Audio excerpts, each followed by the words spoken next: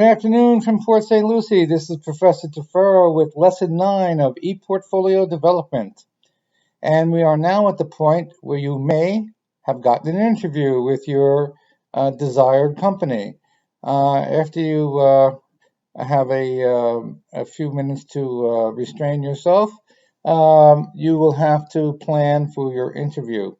Now, I've had lunch with several human resource administrators, especially here in China, but also in the United States, and we discussed casually what these administrators are looking for when you come to the interview.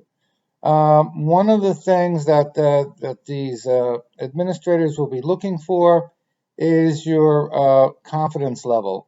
You don't want to be arrogant, but you also don't want to be, overly humble, because that doesn't work well either. Too far in either direction will give a negative vibration to the human resource administrator. You should be somewhere in the middle between arrogant and humble. You have your presentations. You have your e-portfolio. You have everything prepared. You know what you're going to do. You've done the work. You've done the research. There's nothing for you to be worried about. You're well prepared for the interview. What if you go to a job fair? Well, if you go to the job fair, you're going to be there with another 4,000, applicants for a job. There might be 20 recruiters or even 100 recruiters in the room. What most of the people in that room will be doing will be carrying a pile of 100 resumes, and paper resumes. They'll be taking the resumes from one table to the other, saying, can I give you my resume? I'm interested in working for your company. And the people at the table will be very polite, and they will take the paper resume and say, thank you. Why don't you have a piece of our candy? And then they will take your they will take your resume, and they will put it in a pile on the floor. They may look at it or they may not look at it, but the chances that they will look at it are very slim, and the chances that you get hired or an interview for a job will be even slimmer. However, each of these tables, if they are competent, well-run companies, will have a computer. And since all of these tables have computers, it behooves you to have a USB that contains your 6 files for your ePortfolio. Then when you come to the table, you're not carrying a big pile of paper, you're carrying a tiny little USB.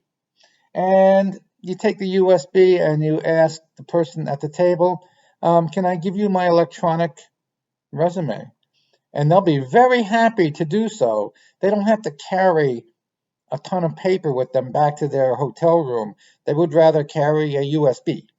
Okay, so you give them the USB, you give them your 6 files, and now they have examples of the work you can do. You can't have that on paper. A paper resume is worthless. It's next to useless. It tells you, oh, I can do this, and I can do that, and I can do this, and I can do that. Yeah, well, let me see. Where is it? Okay. Well, the USB satisfies all those problems. When you say, I can do this and I can do that, you can show them that you can do this and you can do that. And that is so much more impressive than a paper resume. So keep that in mind when you go to a job fair. Take your USB, and if a company doesn't have a computer, you don't want to work for them anyway, because they're ill-prepared and they're not electronically oriented. You don't want to work for a company that has poor tech skills. So go to your job fair, go to the tables that you're interested in, or as many tables as you want, and just give them that USB. It only takes a minute to load, and then you're on to the next table. Until then, this is Professor Tefero from Port St. Lucie, wishing you a happy and healthy night. Take care.